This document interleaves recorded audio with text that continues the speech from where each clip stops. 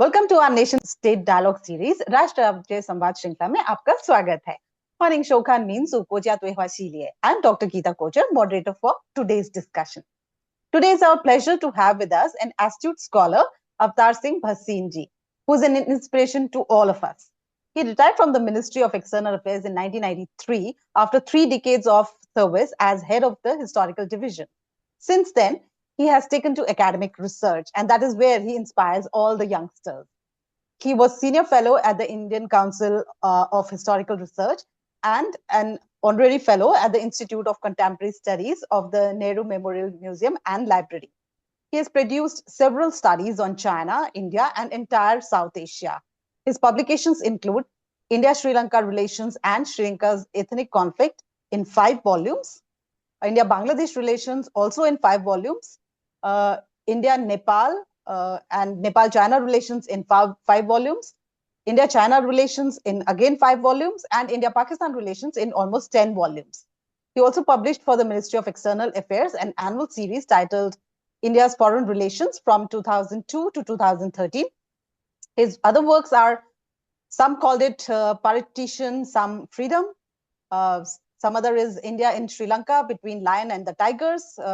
Again, India and Pakistan, Neighbors at Odds. And of course, one which is very known to everyone is Nehru, Tibet and China. Today, we have invited him to discuss his latest publication, Negotiating India's Landmark Agreements, and was published by Penguin. So welcome, Avtar Singh ji, for our channel. And good to have you, even in your, not so great health. Welcome to our show. Thank you, Dr. Geeta, for giving me this opportunity to talk to you on my latest book. And you have been very magnanimous in referring to my earlier publications.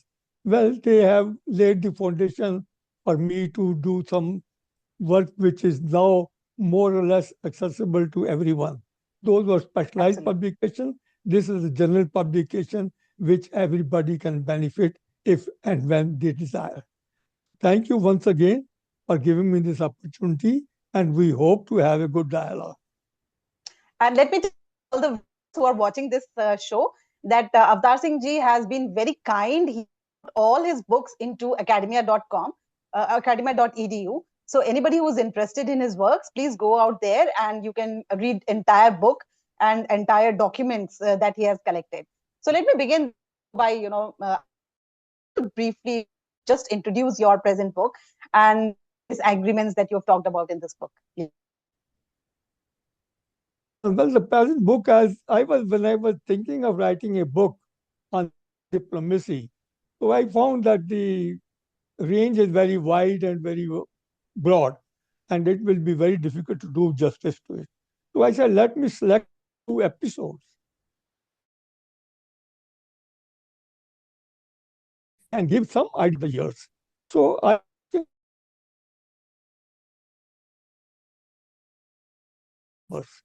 I selected only 5. Why did I select 5? Because I selected those 5 which had either benign or a baleful impact on our relations with the country concerned and generally so they are spread over a wide range of period, right? The first one, for instance, is in 1954 and the last one is 2008. So they cover a span of almost 60 years. So the first agreement, India-China agreement at Tibet, is an agreement which shows us in not a very good light.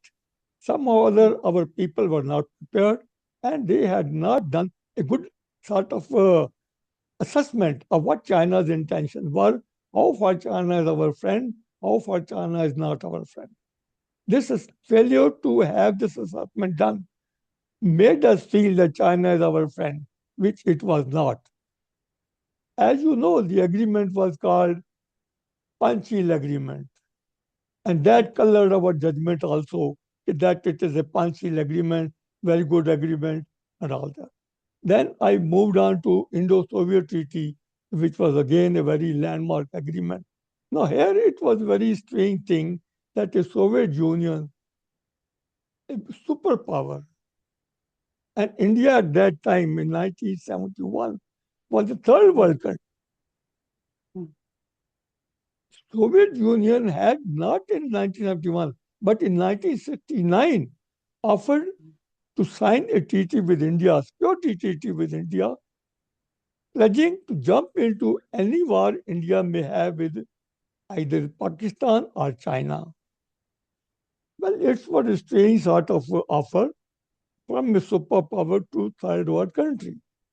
There was a need at that time to do due diligence. Why a superpower is so anxious to have a treaty with a third world country? But it was not done. In any case, while our ambassador in Soviet Union, D.P. Dar, was quite anxious and was willing and persuading India to sign the treaty, Delhi had certain reluctances. Mrs. Gandhi felt that signing a security treaty with a big power would breach India's policy of non-alignment, which has been its cornerstone since the Jawaharlal Nehru days, and she was reluctant. Second reason was that the right wing in the Congress party was very strong, and she felt signing a treaty with the Soviet Union is going to lead to a lot of bickering within the party, and she wanted to avoid it. Without rejecting the offer of Soviet Union, it was put on the back burner. But later on in 1971, when the situation presented itself in a manner that this agreement became necessary, we signed it. But later on, we found that Soviet Union in offering a treaty was not altruistic. It had its motives, and those motives unfolded after 1971 war was over. Okay. Soviet Union wanted India to sign a military agreement, a sort of a security agreement against China specifically. They wanted India to be a partner in their anti-Chinese activities, anti-China political as well as ideological activities. Okay. Well, our DP Dhar, who had gone to Moscow to negotiate DP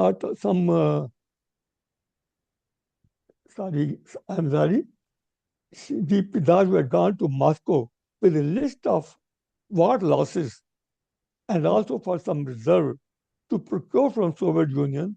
When he met the Soviet Chief of Defense Staff, General Grishko, Marshal Grishko, he said, you have to sign a treaty with us against China.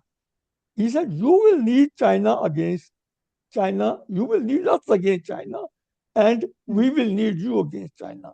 Therefore, it is in our common interest that we have a security treaty which is much more lethal.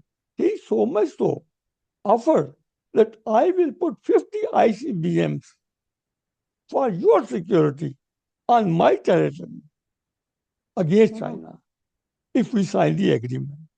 But Lahar said, we had the treaty only 2 months ago, which is valid for next 20 years.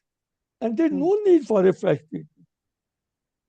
In view of this, Marshall said, if you are reluctant to sign the treaty, then I'm sorry, the list is useless. You can take back the list. I am not in a position to offer you any fresh supply of arms. So it was a very big disappointment for us in the end that here a big power trying to be very friendly had actually its own motives and was trying to involve us in the anti-Chinese activity all the way. And now, moving from there, you come to another important agreement, India-Sri Lanka Accord, 1987, July. This has a long history. It was a problem between the two linguistic groups within Sri Lanka. The Tamils, who were 12%, and the Sinhala, who were 74%. The real problem was democracy. The Tamils felt that in a democratic constitution, it is always majority which rules.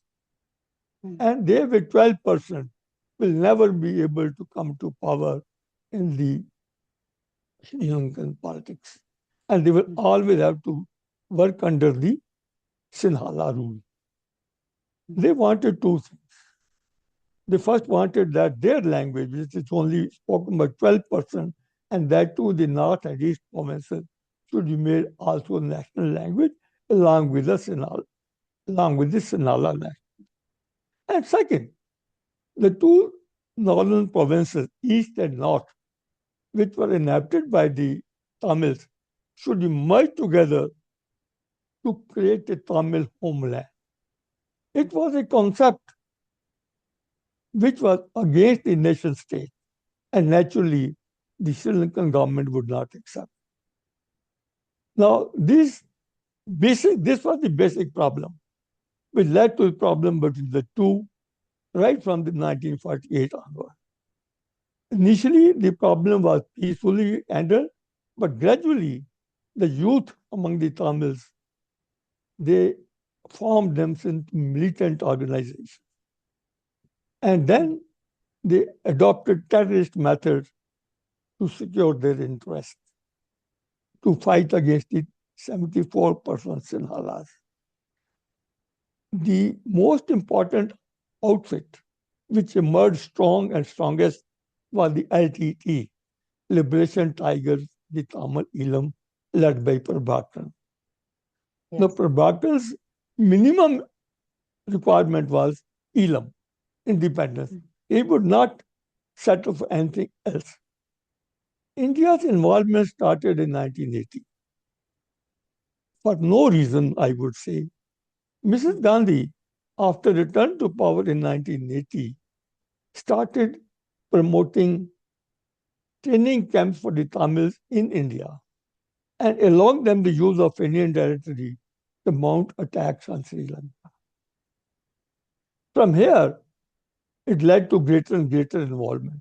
When she was assassinated and Rajiv Gandhi became president, he took this problem as his own and involved himself deeply and more deeply into the problem. While he suffered from various contradictions. While negotiating with the Sri Lankan government, he always maintained that all arrangements will be only under the Sri Lankan constitution, and the integrity of the island will be maintained. But at the same time, he was helping the LTT, whose aim was only Elam independence, and now they were not prepared for anything less than that. Whatever Rajiv Gandhi negotiated with the Sri Lankan government for a peaceful resolution of the problem, the LTT will sabotage it by their terrorist activities, with the result that there was never a peaceful time. The worst part of the whole story is that Tamils, that is LTT, had successfully seized the northern province and established its own government. The writ of the Sri Lankan government did not run there. And he had established his own Raj, or rule, short of sovereignty. Now, Sri Lankan government, unable to dislodge him with the army, decided to mount an economic blockade of the province, so that no supplies will go and they will have to surrender. Rajiv Gandhi, now in order to help the Tamils, tried to break this economic blockade. He decided to send supplies, first by boat, and inform the Sri Lankan government that our supplies will go by boat, and our people will distribute these supplies among the Tamils. This was a much too much. Sri Lanka said, okay, you want to give supplies, we will accept them. And our Red Cross will distribute them, which was quite reasonable. But he did not agree. And supplies were sent by boat. But Sri Lanka did not allow these supplies to be unloaded. So the boats came back. Next day, they were airdropped. This was violation of the Sri Lanka's sovereignty. And from there on, Sri Lanka realized that without India's participation, this Tamil problem cannot be resolved. And Jayawardene, the president, worked out an arrangement with Rajiv Gandhi for dislodging the LTT, because that was the main problem. Both Rajiv Gandhi had also found that LTT cannot be controlled unless it is disarmed. And Sri Lanka also knew that only India can control this man. They are unable to do it.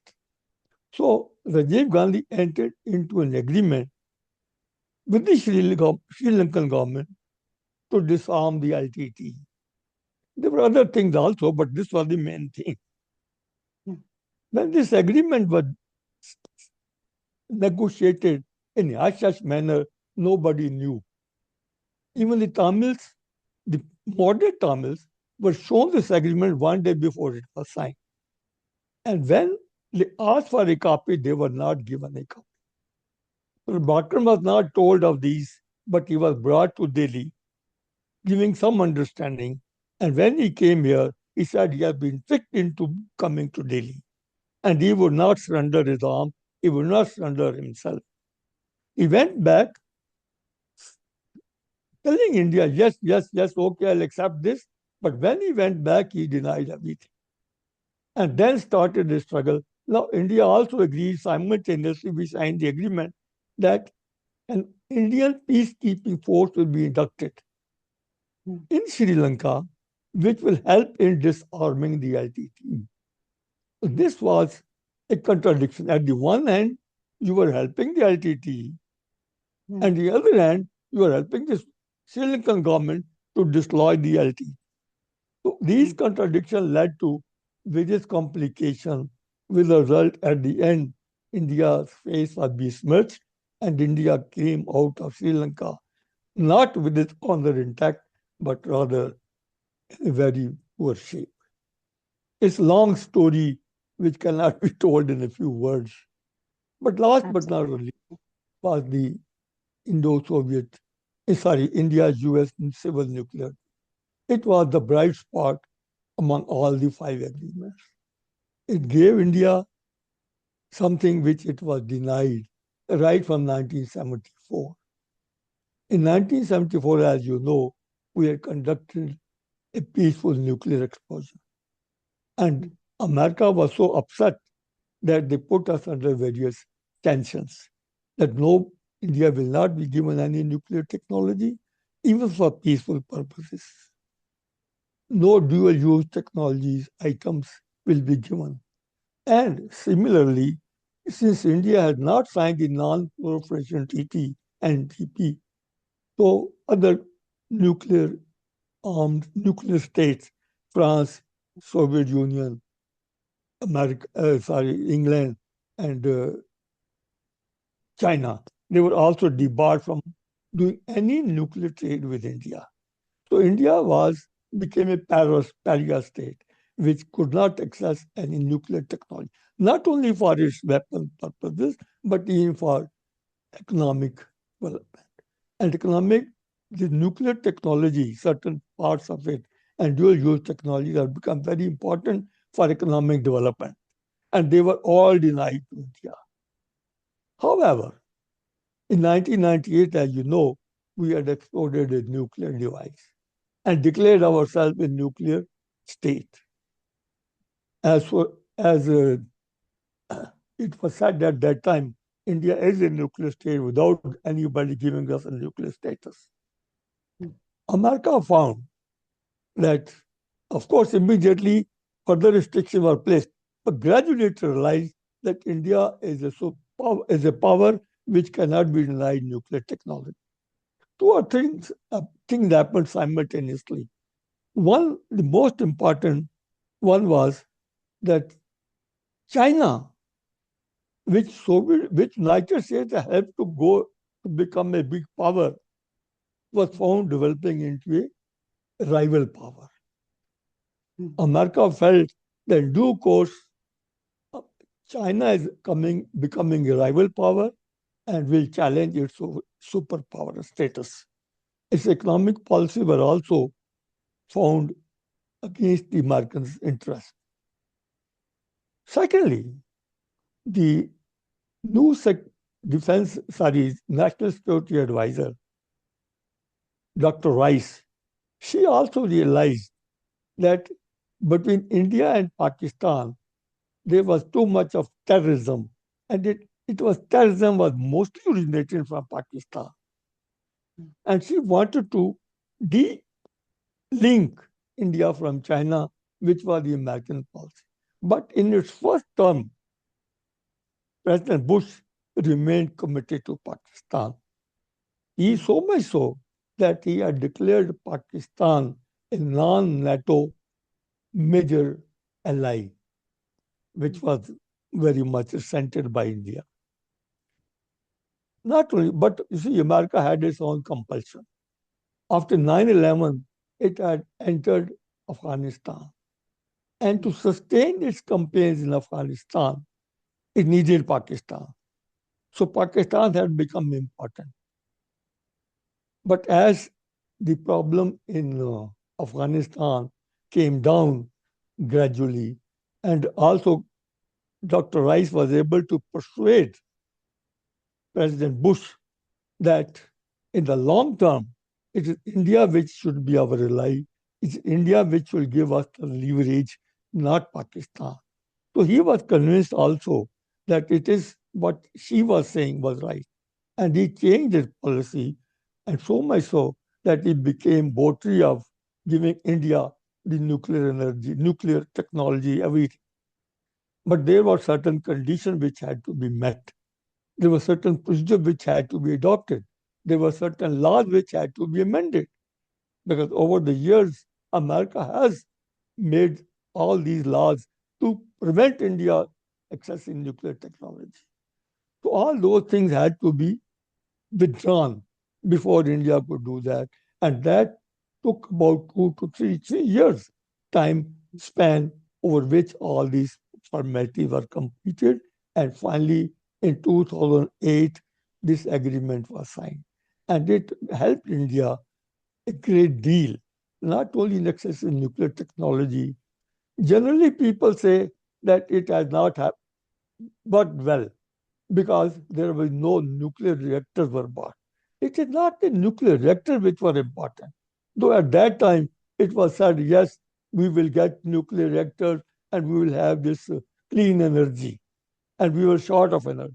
But then it was over the years it has been found that solar energy is better, cheaper, and cleaner. So the government has greater stress on solar energy than on nuclear energy. And since there's a problem in getting nuclear technology, these nuclear reactors because of liability clause, India has lost interest in nuclear reactors altogether. But withdrawal of other sanctions has helped India a great deal. We are now accessing nuclear technology from the United States, from all the countries. We can trade with the nuclear suppliers group. We can do anything. And all those things have helped India. The present relation that the government of India has with the United States government would not have been possible if those restrictions had still been in place. India also changed its policy, its attitude towards Soviet Union. One of keeping it aloof, or one becoming more friendly. And we are now on good relation with China, with America, only on the basis of 2008 agreement that laid the foundation for a better relationship in future. And those relations are now working to the advantage of India. So this is, in short, the story of the 5 agreements which are discussed in this book. I mean, you've talked about all of these 5 agreements, but I would like to just, go very straight, pinpointed question into which agreements do you think really worked for the greater benefit of India and why? And simultaneously, which agreements were not so conducive, yet government then had to agree to sign them, and why? I mean, you have given a whole detail about these agreements, but I mean, in crisp, how do you see these agreements? Yeah. Well, as I said just now, it was the India-US nuclear energy agreement which has benefited the most. Because all the restrictions which we are suffering from since 1974 were withdrawn. And nuclear technology, apart from military use, it has great use in civils, in economic development. They have become available. Technologies have become available. We have not bought reactors is a different story altogether. Nuclear reactors are not all important. We have found substitute in solar energy. But other restrictions which were placed on India, they have gone back. They have been removed. So India is in a position today to talk to any country, any superpower which had technology, any other country, the nuclear suppliers, group 48 countries. We can trade with them. Whatever technology they have, they will give us. They will not deny us. It is true that we have not been able to join the nuclear suppliers group because we have not signed the NPT. But that is not important issue. Issue is whether we can access technology or not. We can. And that is the most important. And that is what is benefiting India. And that is what laid the foundation for the present state of our relation with the United States. Without that agreement, the present relation would not have been possible.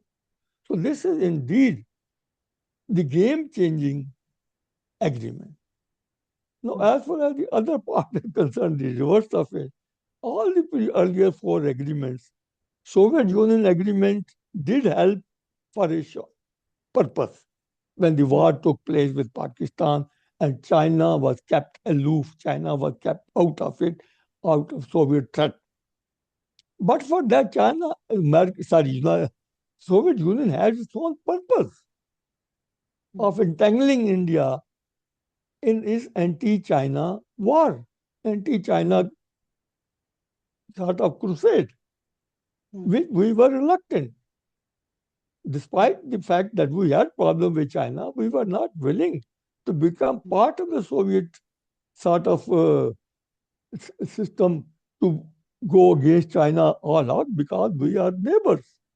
A neighboring country has a different proposition, different problems. Similarly, I would say 1954 agreement was of no benefit to us. We gave up all what we had in Tibet and lost all contacts with Tibet thereafter. So much so that our institutions, the trade agencies, which were finding it difficult to function, and we thought by making rearrangements, things will be better for them, did not work well.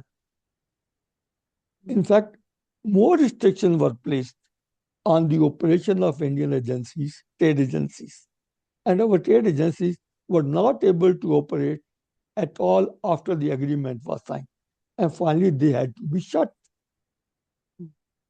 China, after 1951, May 1951, 17-point agreement with Tibet, made Tibet a part of its territory, and we were debarred from any contact with Tibet whatsoever.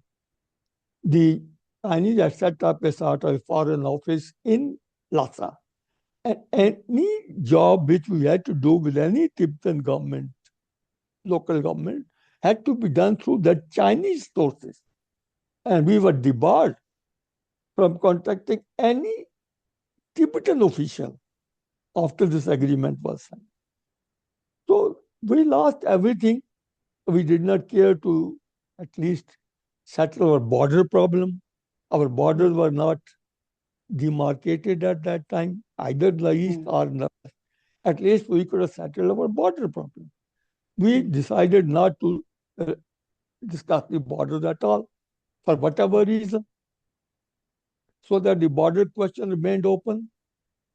In 1954, when this agreement was signed, the border on the western sector, that with Aksai was marked undefined in the Survey of India maps. In 1954, April, when this agreement was signed, our border with Aksai in the western sector was marked undefined. It was a time when this border should have been settled. And in the eastern sector, the McMahon line, it was also not a very perfect line. There were certain problems there also. The Chinese had not accepted Tibet as as an independent country at all. After 1914 agreement, they continued it as part of China. And in 1950, when China occupied Tibet, they told India, it's our internal problem and you will not interfere. We will not tolerate, the word used, we will not tolerate any interference in our internal affairs. So we were from the very beginning debarred for speaking for Tibet. So Tibet was lost to us even earlier, but 1954 agreement, we formally lost. It was agreement between Government of India and Tibet region of China. Tibet was made a region of China and we accepted it in a very formal manner. So there was nothing to be talk about this agreement, or for that matter Sri Lanka, where we had a very tough time and we came out of it. In the Shimla agreement, what did we gain? Accepting that Pakistan was split, we had Bangladesh created a new country. Now you see what happened Bangladesh. Immediately within a year or two of its creation, 1971, or rather 1972, it became a country which returned to the Pakistan days without being part of Pakistan. And our relations have been in patches good when Hasina was Prime Minister, but otherwise, in general public perception, as the present events also show, the Bangladeshis remained Pakistanis. The mental attitude did not change. Let me say this way. In 1971, when Bangladesh was established, the Bangladesh bureaucracy became, the East Pakistan bureaucracy became the Bangladesh bureaucracy. The same prejudices which they had against India as part of Pakistan was carried forward as Bangladeshis. The same problem arose with regard to waters. The same problem arose regarding trade. The same problem arose regarding to borders. So the problems, instead of being resolved, none of the problem were resolved, and they became Bangladesh problem. In the same manner as they were East Pakistan problem with India. So only name changed. And the present event, what is happening today, confirms that mentally, though they may have Bangladeshis, but they remain Pakistanis. And there were in 1970, after the Mujib's assassination, number of articles in newspapers. India should not think that Bangladesh is a secular country. We are part of the 1940 same plan, but there were two parts. The units, it was one of the two units which was there in the 1940 resolution, independent and sovereign. That was the resolution as such. And now we are independent, sovereign, unit of the same resolution. So the mindset of the Bangladeshis remained Pakistani all through and continues to be Pakistani. So as you were telling about these 5 agreements, and you have really, focused on US-India agreement as one of the best. But you also talked about the India-China agreement. Let me just ask you about the India-China relations, which you have worked in your previous, work, that is Nehru, Tibet, and China, with some declassified material. And in this book also, you have done a little deep study on India-China agreement on Tibet. So how do you see the future negotiations and the role of Tibet in the border talks that we are having now? And what are our leverages from the past agreements, and how can we move ahead with them? Is there any insight that we can get from the past agreements to take some leverage on the present border talks that are happening? Yeah. Madam, as far as Tibet is concerned, it is out. It has no role to play in our problem with China. The problem between Tibet and China is their own problem. Whether they're able to control Tibet or not, or what all that. We have no role in that, and they have no role in it. And Tibet has no role in our border problem with China. It is a problem between India and China straight away. As you would have seen in all these negotiations, in all these talks, which we had or we are having problems, Tibet has no role to play. Is out ever since Dalai Lama left Tibet, or even before that. So as far as problem with China are concerned on the border, I don't know if we have any leverage. Because in 1962, when the war was, ceasefire was called by the Chinese, they had occupied the whole of Northeast and also on the Western sector. They withdrew from the Eastern sector completely, but they did not leave from the Western sector. This, in fact, was the position which Zhou Enlai had offered India in 1960 talks in Delhi. So in a manner of speaking, by withdrawing from the Eastern sector and not withdrawing from the Western sector, he gave a solution which he had offered in 1960 at the bilateral talks with Nehru. A recent book has come, which is the biography of Zhou Enlai by Chen Yuan. In that book, he says, China did not start the war or went into this war for any territory. They wanted a settlement. They wanted to bring India to the table for talks and settle the matter. That is how they withdrew. If it was the territory which was important, then there was no reason for China to have that, because we were in no position to drive them out at that time. And we have not been in any position since 1962 to drive them out of Western sector also. So we have accepted the status quo in the Western sector, and we continue to maintain our control in the Eastern sector as part of Indian territory, and we refuse to budge on that position.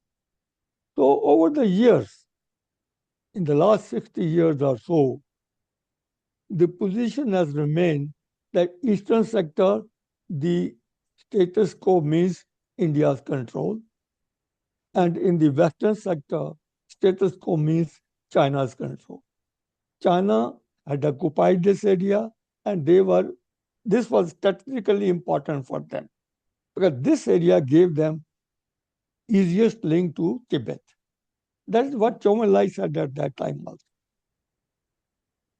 And Eastern sector, look, it's very important to know, for people to know, that in 1914, Shimla Convention, when this area, that is Tawang area, which is Arunachal Pradesh today, or Nifa earlier, it was conceded rightly by under certain stress or under certain circumstances by Tibet to India, was not occupied by the British.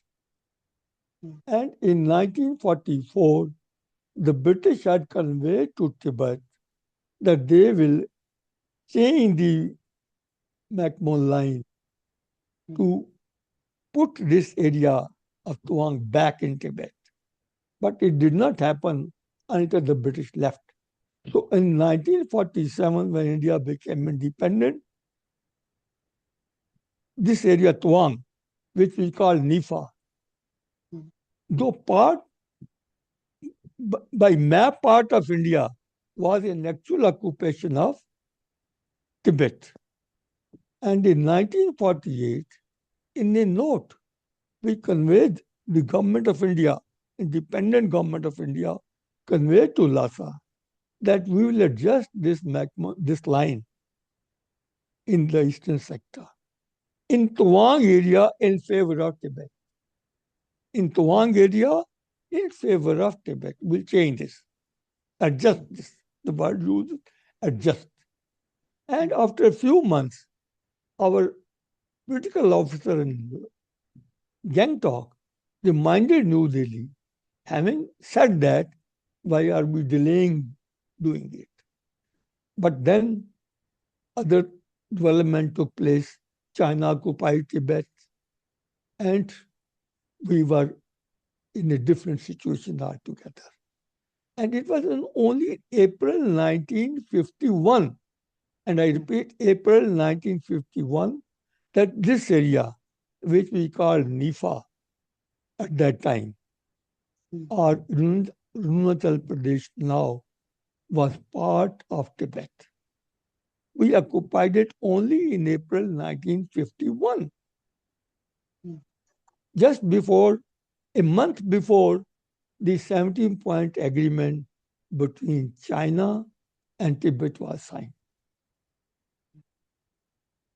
And when we occupied this area in April 1951, Tibet protested to India that what we were doing was high-handed, and they are suddenly doing it. And then they asked our officer in Lhasa, Sumal Sinha, will you be generous enough to adjust this border as you have promised? He could not give any answer. He said, please talk to Gangtok, the political officer. I'm not able to answer your question.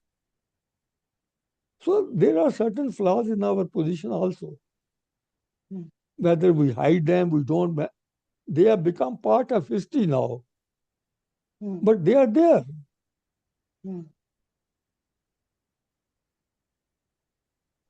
I mean, a lot of insights. A lot of insights into what entails into signing these agreements, and how the two countries have been negotiating.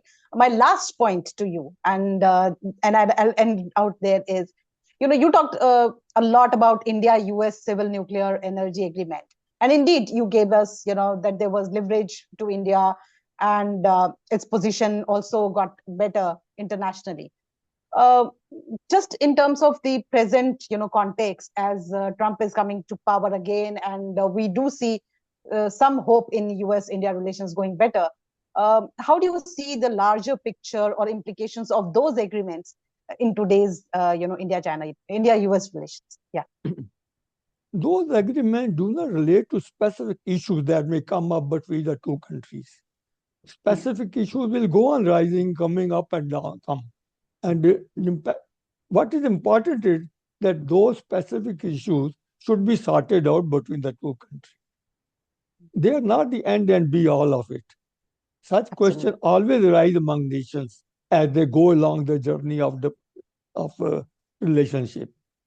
These will come like illegal immigrants, or trade barriers, or trade levies, etc. These things are part of the working of nations, and they will continue.